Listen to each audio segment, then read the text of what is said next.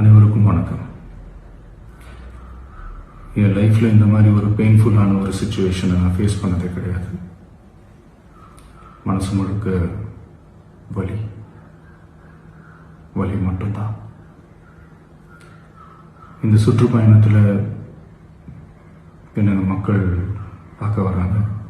அதுக்கு ஒரே ஒரு காரணம் தான், அவங்க என் மேலே வச்சிருக்கிற அன்பும் பாசம். அந்த அன்புக்கும் பாசத்துக்கும் நான் எப்பவும் கடமைப்பட்டிருக்கிறேன். அதனால தான் இந்த சுற்றுப்பயணத்தில் மற்ற எல்லா விஷயங்களையும் தாண்டி மக்களுடைய சேஃப்டி, அதில் எந்த காம்ப்ரமைஸும் பண்ணிடக்கூடாதுன்றதுக்காக தான் அது என் மனசில் ரொம்ப ஆழமாக இருக்கும் அந்த எண்ணம். அதனால தான் இந்த அரசியல் காரணங்கள் எல்லாத்தையும் தவிர்த்துட்டு ஒதுக்கி வச்சுட்டு மக்களுடைய சேஃப்டி மட்டும் மைண்டில் வச்சுக்கிட்டு அதுக்கான இடங்களை சூஸ் பண்ணுறது, அதுக்கான இடங்களை பார்த்து பெர்மிஷன் கேட்கறது, போலீஸ் டிபார்ட்மெண்ட்டில் அதை ரிக்வெஸ்ட் பண்ணி கேட்போம். ஆனால் நடக்கக்கூடாதது நடந்துருச்சு. நான் மனுஷன் தானே. அந்த நேரத்தில் அத்தனை பேர் பாதிக்கப்பட்டு இருக்கும்போது எப்படி அந்த ஊரை விட்டுட்டு என்னால் கிளம்பி வர முடியும்?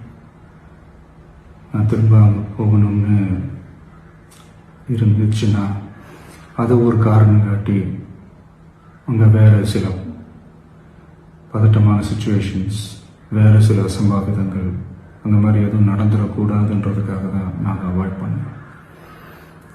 இந்த நேரத்தில் சொந்தங்களை இழந்து தவிக்கிற அத்தனை குடும்பங்களுக்கும் என்னுடைய ஆழ்ந்த இரங்கலை தெரிவிச்சுக்கிறேன். எனக்கு தெரியும், என்ன சொன்னாலும் இது ஈடையாகாதுன்னு எனக்கு தெரியும்.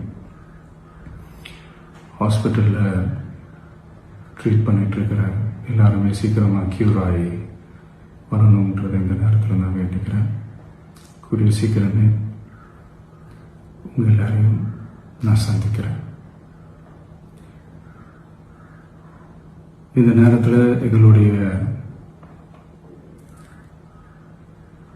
வலிகளை, எங்களுடைய நிலைமையை புரிஞ்சுக்கிட்டு எங்களுக்காக பேசின அரசியல் கட்சிகளை சார்ந்த நண்பர்கள், தலைவர்கள் அனைவருக்கும் என்னுடைய நன்றியை தெரிவிச்சுக்கிறேன். கிட்டத்தட்ட ஒரு 5 மாவட்டத்துக்கு பிரச்சாரத்துக்கு போனோம்.